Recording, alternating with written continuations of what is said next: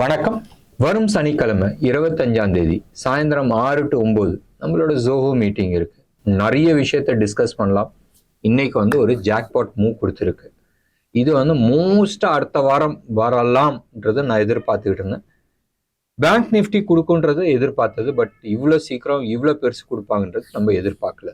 என்னன்னா move, election ரிசல்ட்டுக்கு முன்னாடி நம்ம ஆக்ஷன் எடுக்கிறது ஃப்ரைடே தான் எடுக்க முடியும், ரைட்? சனிக்கிழமை லாஸ்ட் ஓட்டிங்.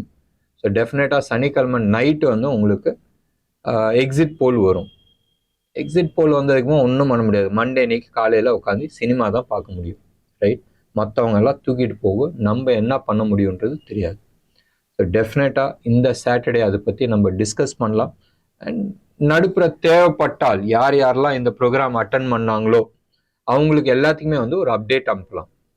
ப்ராபப்ளி தேர்ஸ்டே அடுத்த எக்ஸ்பைரி டே அன்னைக்கு நம்ம ஒரு அப்டேட் அனுப்பலாம்.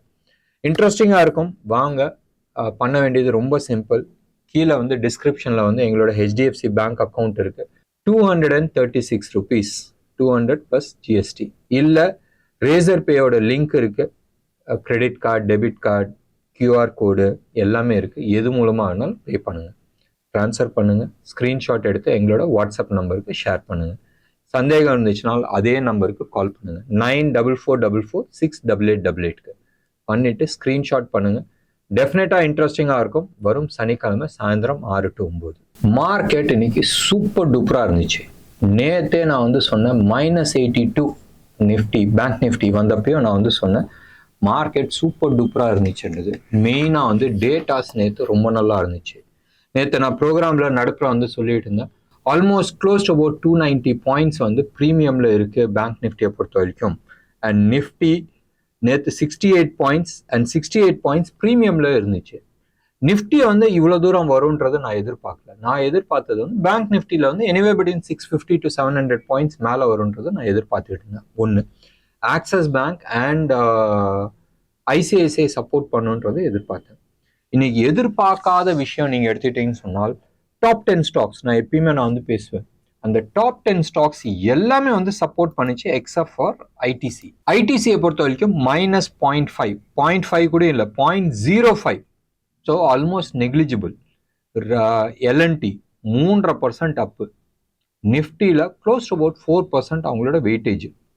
அடுத்தது Axis bank almost 3.65% up. Reliance heavy weight. Reliance almost 1.5% up, 53 ரூபா மேலே இருக்கு, வெயிட்டேஜ் 10%. HDFC 11.5% R 12%. இந்த டாப் 3 எடுத்துக்கிட்டீங்கன்னு சொன்னாலே இவங்க ஆல்மோஸ்ட் 30% வச்சிருக்காங்க. இவங்களாம் ஆல்மோஸ்ட் 3% அப்பு. ஒன்று, இன்னைக்கு 2 விஷயம் நம்ம கால்குலேட் பண்ணும் போதும் எப்பயுமே அடிக்கடி நான் சொல்ற ஒரு விஷயம், டைம் அண்ட் ப்ரைஸ். இது ரெண்டுமே ஸ்கொயர் ஆகும். இது ரெண்டும் மீட் ஆகிற இடத்துல ரிவர்ஸ் ஆகும். ஒன்று. ரெண்டாவது, அப்படின்னா என்னதுன்னு தெரியாதவங்க விட்டுருங்க. இப்போதைக்கு ஒரு இன்ஃபர்மேஷனாக நீங்கள் வச்சிங்க. இதில் ப்ரைஸ் இம்பார்ட்டண்ட்டா டைம் இம்பார்ட்டண்ட்டான்னு சொன்னால் டைம் இம்பார்ட்டண்ட், ரைட்? மனுஷனுக்கு டைம் வந்துருச்சுன்னு சொன்னால் அவன் எங்கே இருந்தாலும் என்ன நடக்குமோ அது நடந்தே தீரும். இதுதான் இன்னைக்கு நடந்த ஒரு விஷயம். ஒன்று. இதை ட்ரேடிங் டெர்மினாலஜியில் நம்ம பேசிக்கிட்டோம்னு சொன்னால் ஷார்ட் கவரிங்கில் மார்க்கெட் தூக்குச்சு. ரிலையன்ஸை பொறுத்த வரைக்கும் அந்த 2700 ரேஞ்ச் வந்தப்போ மார்க்கெட் அது பாட்டம் அவுட் ஆச்சு அண்ட் அங்கேருந்து ரிவர்ஸ் ஆச்சு. நேற்று எடுத்துக்கூடிய நேற்று நிறைய பேர் ரிலையன்ஸில் ஷார்ட் போனாங்க. கான்ஃபிடென்ஸ் தட் மார்க்கெட் கீழே உழுவுன்றது. ஒன்றே ஞாபகம் வச்சுங்களேன், ரிலையன்ஸ் ஆகட்டும், அதானி ஆகட்டும், டாடா குரூப் ஆகட்டும், இவங்க எல்லாருமே எக்கனாமிக்கல் பவர் ஹவுஸ். ஒன்று. ரெண்டாவது, இன்னைக்கு டேட்ல யார் வேணா அந்த ஆட்சியில் உட்காரட்டும், இவங்க 3 பேர் இல்லாத இந்தியாவில் ஒரு மார்க்கெட்டை நடத்த முடியும் சொன்னால் முடியாது. இன்னைக்கு எக்கனாமிக்ல இவங்க அந்த அளவுக்கு பரவி இருக்கிறாங்க. கேட்கலாம், இது அரசியலா? இவங்க வளர்ந்ததே காங்கிரஸ் பீரியட்ல தானே. எல்லா ஸ்டேட்லையுமே, வெஸ்ட் பெங்கால் எடுத்துங்க, தமிழ்நாடு எடுத்துங்க, எல்லா ஸ்டேட்லையுமே இவங்களோட பிஸ்னஸ் இருக்கு. லாஸ்ட் 40 வருஷமா இருக்கிறாங்க. 40 வருஷமா ஒரு பிஸ்னஸ் ஸ்ப்ரெட் அவுட் ஆகலட்டினா, ரைட்? ஸோ இதுல அரசியல் போகணுன்ற அவசியம் கிடையாது. ரிலையன்ஸை பொறுத்த வரைக்கும் எஸ், நான் வந்து 3000 கால் வாங்கி வச்சிருந்தேன். நேற்று வந்து ₹6.80 வரைக்கும் வந்துச்சு. ஆவரேஜ் பண்ணீங்களா? லிட்டில் பிட் நான் ஆவரேஜ் பண்ணேன். இந்த ஒரு ரீசன்னால தான் வந்து நான் சொல்லிட்டு இருந்தேன், என்னோட ஆவரேஜ் ப்ரைஸ் நான் வாங்கினப்ப ₹49 இருந்து கீழே வந்தப்போ கூட நான் வந்து டென்ஷன் ஆகலை. ஏன் டென்ஷன் ஆகலைன்னு சொன்னால், என்னோட டோட்டல் இன்வெஸ்ட்மெண்ட்ல அது லெஸ் தென் 2%. ரைட்? ஒன்று. ரெண்டாவது, நம்ம வாங்குறது வந்து அது ஒரு ட்ரேடிங் இன்ஸ்ட்ருமெண்ட்டா வாங்குறது கிடையாது. இன்னைக்கு வந்து நிறைய பேர் வந்து ஆப்ஷனை வந்து ஒரு ட்ரேடிங் இன்ஸ்ட்ருமெண்ட்டா யூஸ் பண்ணிட்டு இருக்காங்க. உடம்பு சரியில்லை சொன்னால் விட்டமின் டேப்லெட் தேவைப்பட்டுச்சுன்னா விட்டமின் டேப்லெட் சாப்பிட்டுக்கலாம். நான் காய்கறியே சாப்பிட மாட்டேன், பழங்கள் சாப்பிட மாட்டேன், நான் விட்டமின் டேப்லெட் மட்டும் போட்டுக்கிறீங்கன்னு சொன்னால் வேலைக்காகாது. இது மாதிரி தான் வந்து ஆப்ஷன் ட்ரேடிங். ஆப்ஷன் ட்ரேடிங் மட்டும் வச்சு சம்பாதிக்க முடியுமா? சம்பாதிக்க முடியும், இல்லைன்னு நான் சொல்ல. ஏதாச்சும் ஒரு காலகட்டத்தில் நீங்கள் வந்து இன்வெஸ்டரா மாறியே ஆகணும். ஃபண்ட் அங்கே தானே போட்டு ஆகணும். ஸோ ஆப்ஷன் ட்ரேடிங் தெரியாதவங்க போய் மாட்டிப்பாங்க. நான் ஆப்ஷன் ட்ரேடர் இப்போதைக்கு இல்லை. இப்போதைக்கு அது வந்து ஹெட்ஜிங் பண்ணிட்டு போறேன். இல்லை அது ஒரு கிளாரிட்டி வரும்போது நம்ம வாங்குறோம். இன்னைக்கு என்ன ஒரு ரேலி, ஆல்மோஸ்ட் 2984 வரைக்கும் போச்சு. ஸோ 3000 வந்து இருந்துச்சுன்னா இந்த ஆப்ஷன் ப்ரைஸிங் மறுபடியும் அந்த 49 வந்திருக்குமா? வந்திருக்காது. நாளைக்கு வரத்துக்கான வாய்ப்புகள் இருக்கு. இல்லை அடுத்த வாரத்தில் எக்ஸ்பைரிக்கு முன்னாடி வந்து வரத்துக்கான நிறைய வாய்ப்புகள் இருக்கு. வெயிட் பண்ணி பார்க்கலாம். நான் வந்து சொல்ல விரும்பல. ப்ரோக்ராமை தொடர்ந்து பாருங்க. டெய்லி ஒரு ஸ்டாக் பற்றி நம்ம 30 days சேலஞ்ச் பற்றி பேசியிருந்தோம். இன்னைக்கு ஜைடஸ் லைஃப் ஓரளவுக்கு பர்ஃபார்மன்ஸ் பண்ணிச்சு. பட் நீங்கள் எடுத்துக்கிட்டிங்கன்னா 75 minutes பாரில் எடுத்துக்கிட்டிங்கன்னா இன்னைக்கு ஒரு பெரிய பார் மார்னிங் ஒரு ஸ்விங்கு ஆல்மோஸ்ட் ஒரு நல்ல ஒரு பிரேக் அவுட் கொடுத்துச்சு. அடுத்த பார் இன்சைட் பார், அதுக்கு அடுத்த பார் இன்சைட் பார், மொத்தமாகவே 5 பார்லேயும் வந்து இன்சைட் பாராக இருந்துச்சு. கன்சாலிடேஷன்ஸ் ஆகிட்டு இருந்துச்சு. நான் வந்து 2 நாள் 3 நாள் நான் சொல்லியிருக்கேன். நிச்சயமாக நம்ம எதிர்பார்த்த இலக்கை அச்சீவ் ஆகிறதுக்கான சான்சஸ் இருக்குது. இன்னைக்கு ரிலையன்ஸ் வச்சு தான் அந்த டார்கெட் பேச போகிறோம். தொடர்ந்து ப்ரோக்ராம் பாருங்க, நம்ம அதை பற்றி டிஸ்கஸ் பண்ணிக்கலாம். இன்னைக்கு இந்த ஸ்டாக் போச்சு அது போச்சுன்னு சொல்றதுல அர்த்தம் கிடையாது. காட்டாத்து வெள்ளத்துல எல்லாமே வந்து மேலே தூக்கிட்டு போயிருக்கு. ஸோ இதில் வந்து ஸ்டாக் ஸ்பெசிஃபிக்காக பேசுறதுல அர்த்தம் கிடையாது. எஸ், நீங்கள் வந்து நிஃப்டி எடுத்துக்கிட்டிங்கன்னா க்ளோஸ் டு அபவுட் 370 பாயிண்ட்ஸ், எக்ஸாக்டாக சொல்லணும்னு சொன்னால் 369 பாயிண்ட்ஸ் ஸ்பாட்லேயும், ஃபியூச்சர்ஸில் வந்து 350 பாயிண்ட்ஸ் ஃபியூச்சர்ஸ்லேயும் போயிருந்துச்சு. இன்ட்ராடே ஸ்விங்குக்கும் இதுக்கும் ஒன்றும் இல்லை, இப்படியே படிக்கட்டி ஏறி போகிற மாதிரி தான் போச்சு மார்க்கெட்டை. பேங்க் நிஃப்டியை பொறுத்த வரைக்கும் ஸ்பாட் வந்து 986 பாயிண்ட்டும் ஃபியூச்சர்ஸ் வந்து 885 பாயிண்ட்ஸும் இருந்துச்சு. ப்ரீமியமில் இருக்குது 91 பாயிண்ட்ஸ் ப்ரீமியமில் இருக்குது. அண்ட் இன்னைக்கு மெயின் யாருன்னு சொன்னால் 2 ஸ்டாக்கை பற்றி நம்ம பேசலாம். ஒன்று வந்து அதானி, ரைட்? அதானி என்டர்பிரைஸ் ஆகட்டும், அதானி என்டர்பிரைசஸ் ஆல்மோஸ்ட் 8.6%, அடுத்தது அதானி போர்ட் ஆல்மோஸ்ட் 4.7%. இது ரெண்டுமே வந்து இன்ஃப்ராஸ்ட்ரக்சர்ல தான் இருக்கு. இந்த 2 ஸ்டாக் மட்டுமே தூக்கி இன்ஃப்ராஸ்ட்ரக்சர் வந்து இன்னைக்கு டாப் பர்ஃபார்மரா இருந்துச்சு. ஒன்று. ரெண்டாவது வந்து ஜிஎம்ஆர் இன்ஃப்ரா மைனஸ் 0.03, ரைட்? ஒன்றும் இல்லை, ஆனால் மைனஸ்ல தான் க்ளோஸ் ஆச்சு. ரொம்ப நெக்லிஜிபிள் மைனஸ், ஆனால் ஹியூஜ் வால்யூம் அண்ட் டெலிவரி வந்து ஹியூஜா வந்து இன்க்ரீஸ் ஆயிருக்கு. ஞாபகம் வச்சுங்க, டெலிவரி இன்க்ரீஸ் ஆகுதுன்னு சொன்னால் யாரோ ஒருத்தன் வந்து பெரிய அமௌண்ட் வந்து உள்ள போட்டிருக்காங்க. இன்னைக்கு நெகட்டிவ் சைடு நம்ம எடுத்துக்கிட்டோம்னு சொன்னால் மெட்டல்ஸ். இந்த ஸ்டாக்ஸ் எல்லாமே வந்து மேலே ஏறின ஸ்டாக்ஸ் அத்தனையுமே வந்து போட்டு மிதிச்ச ஸ்டாக்ஸ். ஸோ டெஃபினட்டாக வந்து ஷார்ட் கவரிங்னால மேலே போச்சு. அண்ட் மெட்டல் ஸ்டாக்ஸ் எல்லாத்துலேயுமே வந்து ப்ராஃபிட் புக்கிங் ஓடிட்டு இருந்துச்சு. அது நேஷனல் அலுமினியம் ஆகட்டும், வேதாந்தா ஆகட்டும், என்எம்டிசி ஆகட்டும், ஹிந்து காப்பர் ஆகட்டும், இது எல்லாமே வந்து ஒரு மேலே போயிட்டு ஒரு கரெக்ஷன் வந்துட்டு இருக்கு. அந்த கரெக்ஷன் முடிஞ்சாலும் மறுபடியும் மேலே போகிறதுக்கான சான்சஸ் நிறைய இருக்கு. அடுத்தது auto sectors. Mahindra and Mahindra பிச்சிட்டு போயிட்டு இருக்காங்க. எப்படி வந்து ஆர்விஎன்எல் கூட வேணாம், பிஎஃப்சி ஆகட்டும், நம்ம அதானி குரூப்ஸ் ஆகட்டும், இல்லை மெயினாக ஹெச்ஏஎல், பிஎல், அது காரணமே இல்லாத இப்படியே ஏறிட்டு போகிற மாதிரி தான் உங்களுக்கு வந்து மஹேந்திரா அண்ட் மஹேந்திராவும் ஆல்மோஸ்ட் 90 degreesல ஏறிட்டு போயிட்டு இருக்கு. இன்னைக்கு எஸ்யூவி சொன்னால் உங்களுக்கே தெரியும், ஸ்கார்பியோ அவங்க வந்து எஸ்யூவி 700 அவனை அடிச்சுக்கிறதுக்கு ஆள் கிடையாது. இன்னைக்கு எஸ்யூவி காருன்னு சொன்னால் இந்தியாவில் வந்து மஹேந்திராவை அடிச்சுக்க முடியாது. ஒன்று. ரெண்டாவது, அடுத்த 2 வருஷத்துல நாங்க நிறைய கார் எடுத்துட்டு வரோம், நிறைய எலக்ட்ரிக் கார் எடுத்துட்டு வரோம்னு சொல்லியிருக்காங்க. ஸோ மார்க்கெட் லீடரா இருக்காங்க. இன்னைக்கு டேட்ல வந்து தூக்க தானே செய்யணும். ஒன்று, எப்படியா இருந்தாலும் ப்ரைஸும் வேல்யூவும் வந்து செட் ஆகலைன்னு சொன்னால் கீழே இறக்கிறதுக்கான வாய்ப்புகள் இருக்கு. நம்ம எதிர்பார்த்த 23,300 ஈஸியா அச்சீவ் ஆகிற தூரத்துல இருக்கு. நிறைய பேர் வந்து கிண்டல் பண்ணிட்டு இருந்தீங்க, மார்க்கெட் 18,000 வருது, 20,000 வருதுன்றது. சில டேட்டாஸ், மறுபடியும் நான் சொல்றேன், datas, chart structure, Elliott's wave, இதெல்லாம் போட்டு பார்க்கும்போது ஒரு கிளாரிட்டிஸ் வரும். அந்த கிளாரிட்டி வச்சு தான் நம்ம வந்து சில விஷயங்கள் நம்ம பேசுறோம்.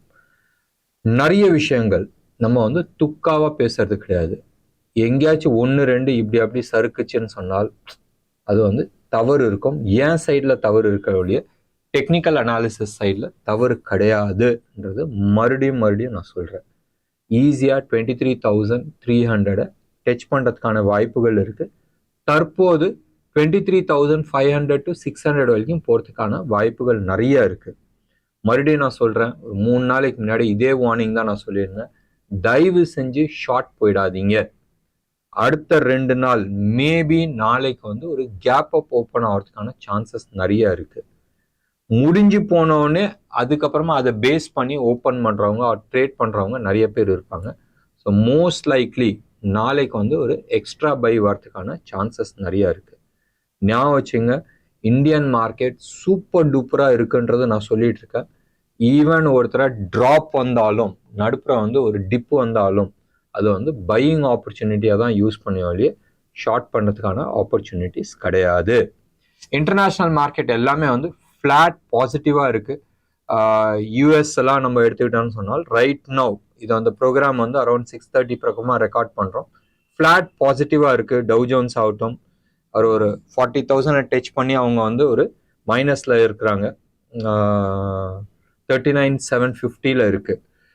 ஸோ நேற்று வந்து ஒரு 250 பாயிண்ட் வந்து டவ் ஜோன்ஸ் வந்து நெகட்டிவ்ல போயிருந்துச்சு. பட் அகெயின் அவங்க வந்து 2 ஸ்டாக் வச்சிருக்கிறாங்களே, அதை வச்சு தூக்கிடுவாங்க. ஒன்று வந்து என்விடியோ, இன்னொன்று வந்து டெஸ்லா.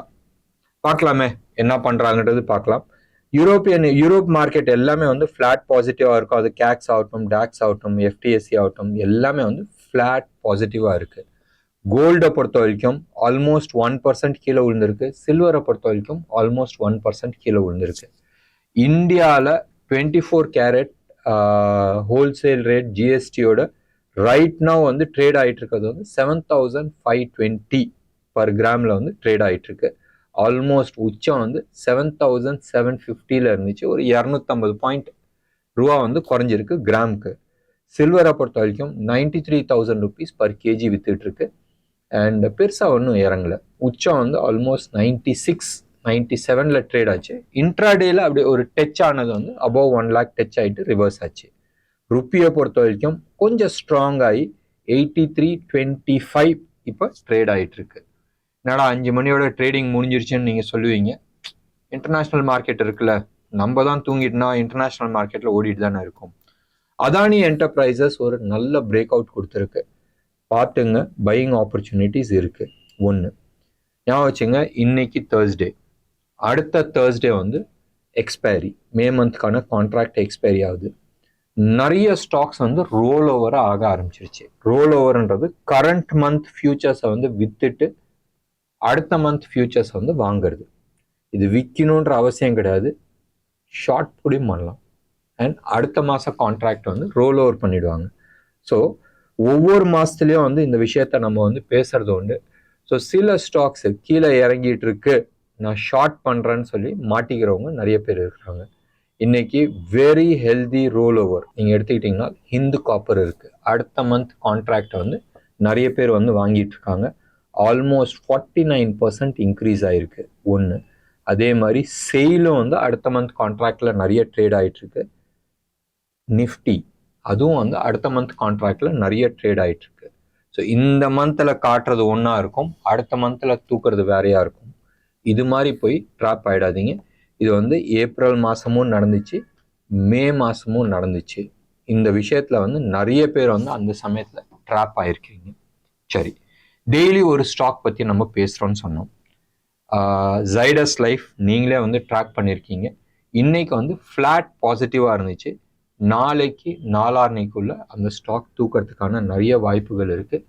இன்னைக்கான ஸ்டாக் நீங்கள் எடுத்துக்கிட்டீங்கன்னு சொன்னால் ரிலையன்ஸ் இண்டஸ்ட்ரி 2977 வந்து இன்னைக்கு க்ளோஸ் ஆச்சு. இம்மீடியட் அதுக்கான அப்சைடு மூவ் 3050 இந்த மந்த் எண்டுக்குள்ளே வரதுக்கான வாய்ப்புகள் இருக்குது. ஞாபகம் வச்சுங்க, நான் சிபி ரிஜிஸ்டர்ட் அட்வைசர் கிடையாது. இது ஒரு இன்ஃபர்மேஷனை நான் கொடுக்குறேன். சார்ட் பேசிஸில் நான் கொடுத்துருக்குறேன். நீங்கள் உங்களோட கன்சல்டண்ட்டை கன்சல்ட் பண்ணிவிட்டு உங்களோட ஸ்டடி பண்ணிவிட்டு அதுக்கப்புறமா இன்வெஸ்ட் பண்ணுறது புத்திசாலித்தனமாக இருக்கும். வர 30ஆம் தேதிக்குள்ளே இது 3050 போகிறதுக்கான வாய்ப்புகள் இருக்குது. ப்ராபப்ளி ஜூன் 10க்குள்ளே, ரைட், மறுபடியும் நான் சொல்கிறேன், ப்ராபப்ளி ஜூன் 10க்குள்ளே 3160 வரைக்கும் போகிறதுக்கான சான்சஸ் இருக்குது. ஸோ கரண்ட் லெவலில் இருந்து ஆல்மோஸ்ட் நம்ம வந்து அப்சைடில் வந்து 6 to 7% நம்ம எதிர்பார்க்குறோம். பட் டெஃபினட்டாக ஒரு அடுத்த வாரத்துக்குள்ளே நாளைக்குள்ளேயும் வரத்துக்கான வாய்ப்புகள் இருக்குது. 3050 பட் டெஃபினட்டாக 30ஆம் தேதிக்குள்ளே போகிறதுக்கான அதிகபட்சம் வாய்ப்புகள் இருக்குது. என்ன நேயர்களே, இன்னைக்கு ப்ரோக்ராம் உங்களுக்கு பிடிச்சிருந்துச்சுன்னா லைக் பண்ணுங்கள், ஷேர் பண்ணுங்கள். டெஃபினட்டாக உங்களோட கமெண்ட் பாக்ஸில் கொடுங்க. நன்றி, வணக்கம்.